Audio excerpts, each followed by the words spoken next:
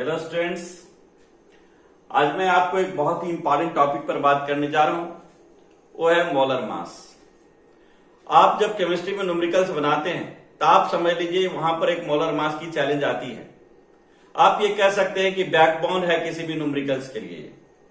तो आपको molar mass correctly calculation जानना चाहिए। बहुत बेसिक थिंग्स हैं। तो चलिए हम लोग बात करते हैं मोलर मास कैसे कैलकुलेट करते हैं। दूसरी चीज, अगर कभी सब्जेक्टिव लिखने की बारी आती है तो स्टूडेंट से यह मिस्टेक हो जाता है जो इसमें कौन सा यूनिट इस्तेमाल करें, प्रॉपर यूनिट नहीं इस्तेमाल कर पाते। तो चलिए सबसे पहले मैं यूनिट की बात करता हूं और उसके बाद मैं कैलकुलेशन की बात करूंगा। जैसे सपोज कीजिए यूनिट जो है, अगर आप मोलर मास लिखते हैं मोलर मास, तो मोलर मास के लिए आप यूनिट इस्तेमाल करेंगे ग्राम पर मोल। ठीक है।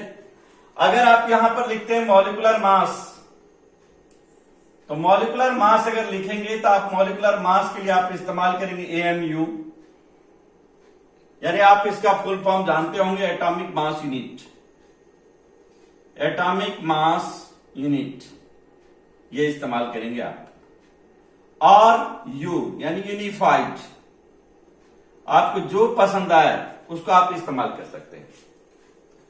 अब देखिए, अगर एटॉमिक मास लिखते हैं, कोई एटम का अगर लिखेंगे तो आप एटॉमिक मास लिखेंगे, तो एटॉमिक मास के केस में भी आप यही इस्तेमाल करेंगे। अब नेक्स्ट अगर देखिए आप ग्राम अगर मॉलिक्यूलर मास इस्तेमाल कर रहे हैं, ग्राम मॉलिक्यूलर मास यूज कर रहे हैं आप कैलकुलेशन करने के लिए, तो आप यहां पर यूनिट आप ग्राम लेंगे। और ग्राम एटॉमिक मास अगर इस्तेमाल कर रहे हैं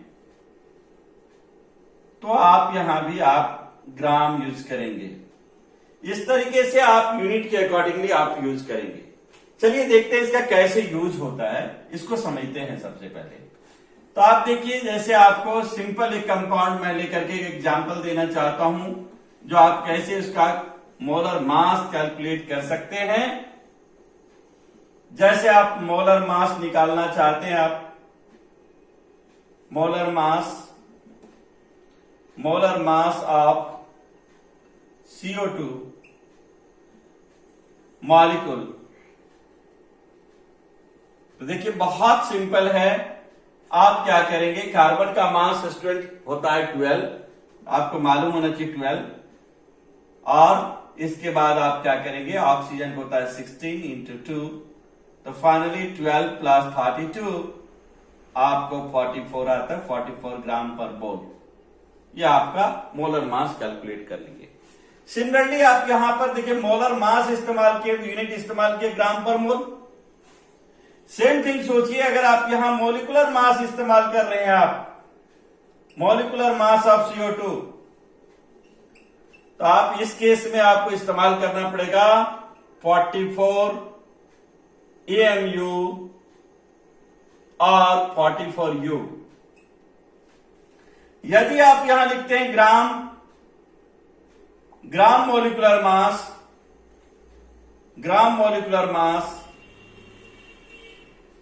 ऑफ CO2, तो आपको इस्तेमाल करने पड़ेगा 44 ग्राम। जैसा कि आप देख पा रहे हैं, मैं आपको बताना चाह रहा हूं कि अगर मॉलिक्यूलर मास इस्तेमाल यहां किया, आप मॉलिक्यूलर मास, इसके अकॉर्डिंगली यहां यूनिट इस्तेमाल किया। और यहां ग्राम मॉलिक्यूलर मास अगर लिख रहे हैं, ग्राम मॉलिक्यूलर मास लिख रहे हैं, तो आप यहां यूनिट इस्तेमाल किए ग्राम। ये आप पर निर्भर करेगा जो आप क्या लेते हैं। आप यह जो सब्जेक्टिव सवाल अगर बनाते हैं तो आपको ये मायने रखता है जो आप क्या यूज कर रहे हैं और क्या लिख रहे हैं। आपस का यूनिट आपको अकॉर्डिंगली जिस तरह से आप शुरुआत करते हैं उसी तरीके से लिखना होगा। चलिए हम लोग आज अब कैलकुलेशन करके देखते हैं कुछ कंपाउंड के बारे में, ये कैसे होता है। जैसे लाइक दैट कार्बन डाइऑक्साइड का तो मैं बताया, एक सिंपल कंपाउंड है। नेक्स्ट मैं आपको ये बताना चाहता हूं वॉशिंग सोडा का। जैसे molar mass of washing soda.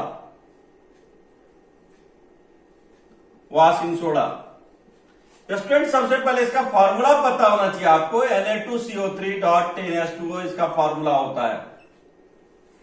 अगर इसका फॉर्मूला ये है तो आप इसको कैसे निकालेंगे, देखिए सोडियम का मास कितना होता है 23। अब 23 कितने से मल्टीप्लाई करेंगे? 2 से। नेक्स्ट क्या करेंगे आप? कितना है? कार्बन का 12 मास होता है।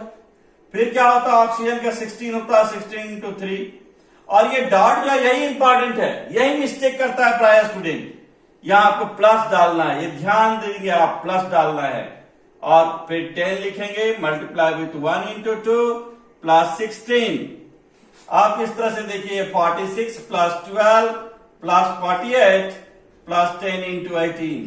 आपको फाइनली आपको जाएगा 286 आपका आ रहा है। आप यूनिट मोलर मास यहां लिखें, इसके अकॉर्डिंगली आप यूनिट इस्तेमाल करेंगे ग्राम पर मोल। समझ में आ गया आपको? बहुत इजी है कैलकुलेशन। और ये चीज आप ध्यान में रखेंगे, डॉट के बदले क्या करना है हमको, कैसे कैलकुलेशन करेंगे, और सबका मास पता होना चाहिए आपको। नेक्स्ट मैं आपको एक बताना चाहता हूं, एक और डिफिकल्ट सवाल डबल सॉल्ट का लेकर के मैं बताना चाह रहा हूं आपको, ताकि आप उस सवाल को सीख जाएं। तो सबसे पहले आप देखिए डबल सॉल्ट में एक मैं आपको एग्जांपल देना चाह रहा हूं पोटासियम का। पोटासियम का फॉर्मूला आपको पता होगा, जैसे मोलर मास ऑफ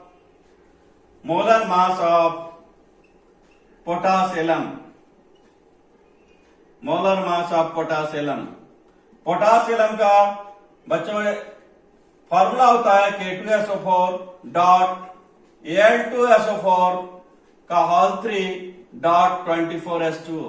यहां पर देखिए क्या है, डबल सॉल्ट है तो 2 जगह डॉट है, तो आपको दोनों जगह जो है प्लस इस्तेमाल करना है। अब देखिए इसको हम लोग कैसे कैलकुलेट करेंगे।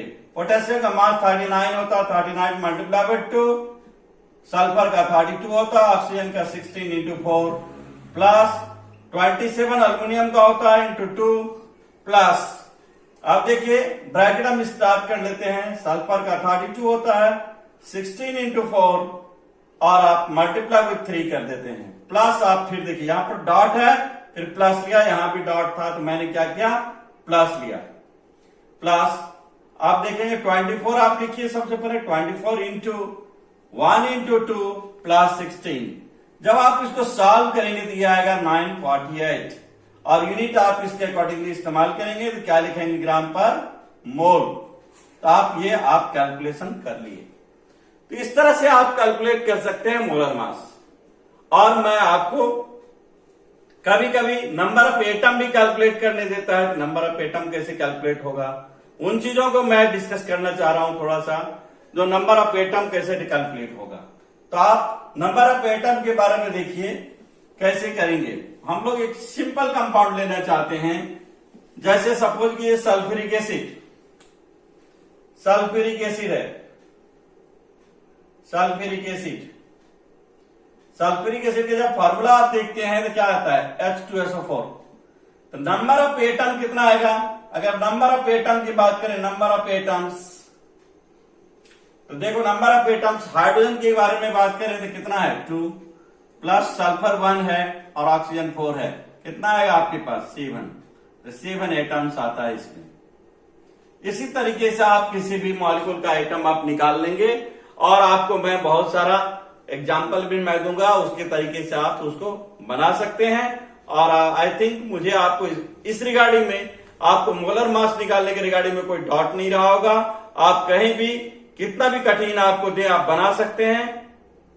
स्टूडेंट, जैसा कि मैं आपको बताया मोलर मास कैलकुलेशन के बारे में, मैं कुछ इंपॉर्टेंट जो है कंपाउंड को मैं आपको होमवर्क के लिए दे रहा हूं, और ये कंपाउंड डिफरेंट आपके एग्जामिनेशन के लिए इंपॉर्टेंट है। आप कॉम्पिटिटिव और फाउंडेशन दोनों के लिए सोच सकते हैं। अब देखिए, ये आप इस सारे का स्क्रीनशॉट ले लीजिए, और स्क्रीनशॉट ले लीजिए ताकि आपको ये बनाने में सहूलियत हो। आप इस सारे सवाल को बनाइएगा। अगर सवाल को बनाने में कोई तरह की दिक्कत होगी तो फिर आप कमेंट्स कर सकते हैं, मैं आपको उस सवाल को बताने में आपको सहयोग करूंगा। रहा बात नेक्स्ट, इसके बाद मैं एक बहुत ही इंपॉर्टेंट, आपके लिए बहुत यूजफुल टॉपिक पर वीडियो बनाने जा रहा हूं, जो है मोल कंसेप्ट। और ये विश्वास दिलाता हूं कि मोल कंसेप्ट का आपका इतना अच्छा मैं ट्रिक देने जा रहा हूं, इतना अच्छा टेक्निक मैं देने जा रहा हूं, जो आपको सारे सवाल आपको बहुत ही कम समय में आपसे बनेंगे और सारे फॉर्मूला ओरिएंटेड रहेंगे, और आप इसका फायदा उठा सकते हैं। थैंक यू वेरी मच, मिलते हैं नेक्स्ट वीडियो में।